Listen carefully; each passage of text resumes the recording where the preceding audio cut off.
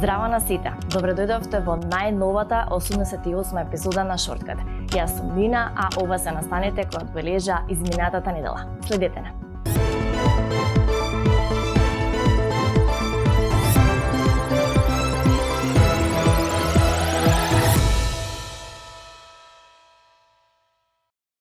Деветоделенците од земјава вчера и завчера се пријавува електронски на првиот уписан рок во средните училишта.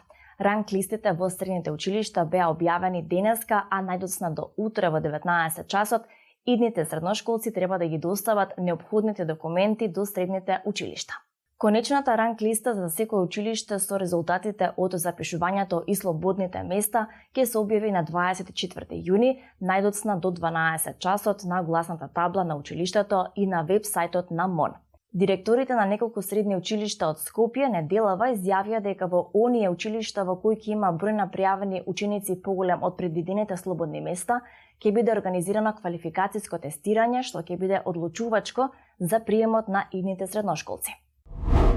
Како што веќе знаете, во нашите училишта веќе неколку години нема пишани дневници, така што електронскиот дневник е единственото место каде што се впишуваат сите содржини, оценки, изостаноци, дневни подготовки, извештаи од реализирани екскурзии и така натаму. Меѓутоа, наставниците и родителите периодов се жалат дека имаат проблеми со е-дневникот, како што се исфрлање од системот, потешкоти во подготовката на извештаи за успех и поведение, нерегистрирање на оценките. Бидејќи периодов сите наставници внесуваат податоци во е-дневникот, тој се оптоварува и затоа се појавуваат проблеми. Затоа наставниците се принудени да внесуваат податоци по полноќ, кога системот не е оптоварен со многу корисници.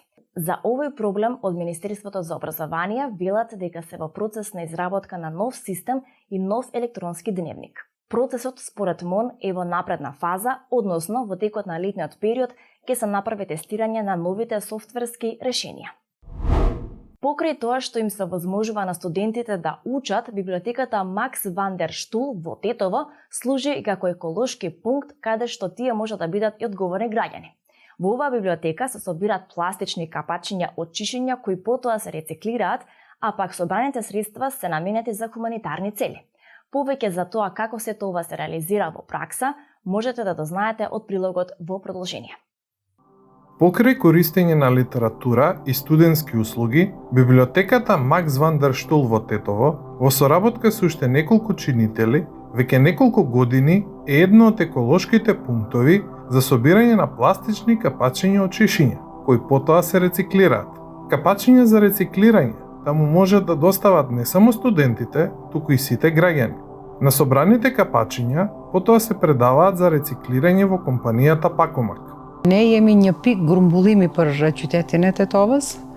Këtu grumbullohen të gjithë kapakët, pastaj të njëjtat nëpërmjet të Pakomak, edhe nëpërmjet të Ministrisë Mbrojtjes Ambientit Jetësor. Ato dorëzohen deri tek shoqatat të cilët janë të angazhuar për ta përcjellë projektin deri në fund. Освен еколошкиот аспект, оваа акција е и хуманитарна, бидејќи средствата обезбедени преку откуп на рециклираните капачиња се заменети за хуманитарни цели, како на пример за реновирање на педиатриските оделенија во болниците, како и за набавка на инвалидски колички за лицата со посебни потреби. Çdo vjet më tepër kemi kapaka të mbledhura. Më para pika e grumbullimit bëhet brenda një viti, tash ka ndodhen që brenda një viti 2 apo 3 herë të vinë nga Pakomak ti marrin kapakët prej neve.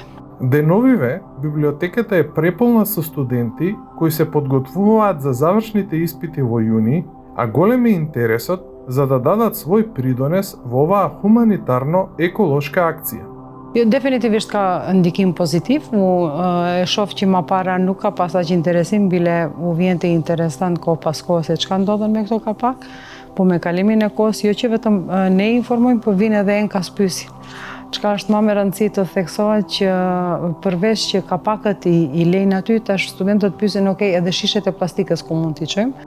Директорката на библиотеката, Елмедина Абдулахи, посочува дека глобалното затоплување и управувањето со отпадот се едни од најсериозните проблеми со кои се соочуваме денес. Но таа има една порака до сите млади. за тоа како можеме да придонесеме за барем малку да ја подобриме состојбата. Nuk duhet gjithmonë të presim prej tjerëve dhe të ankohemi, po duhet të veprojmë, qoftë edhe një kapak i mbledhur është i vlefshëm së pari për individin, pastaj për shoqërinë edhe për më gjerë. За крај на денешната епизода потсетуваме на штетните последици од губењето на водите на Преспанското езеро. И покрај континуираното намалување на езерските води, штетните последици засега недоволно ги алармираат одговорните власти за преземање конкретни чекори кои ќе водат кон заштита на второто по големина природно езеро во земјава. Според мерењето извршено на 13 јуни годинава, водостојот на Преспанското езеро бил помал за дури 1,94 метри во однос на просечната вредност за јуни. Овие податоци се уште позагрижувачки поради фактот што периодов имаше интензивни врнежи од дожд, а токму во мај и во јуни се топи снегот на планините и издашноста на самите реки и извори треба да доведува поголемо количество води во самото езеро. Преку државниот буџет за подобрување на статусот на водата, почвата и биодиверзитетот во Преспанскиот слив, македонската влада во 2020 и 2021 година издвоила 84 милиони динари на општина Ресен, кои биле наменети за спроведување на активности од акцијскиот план за Преспанското езеро.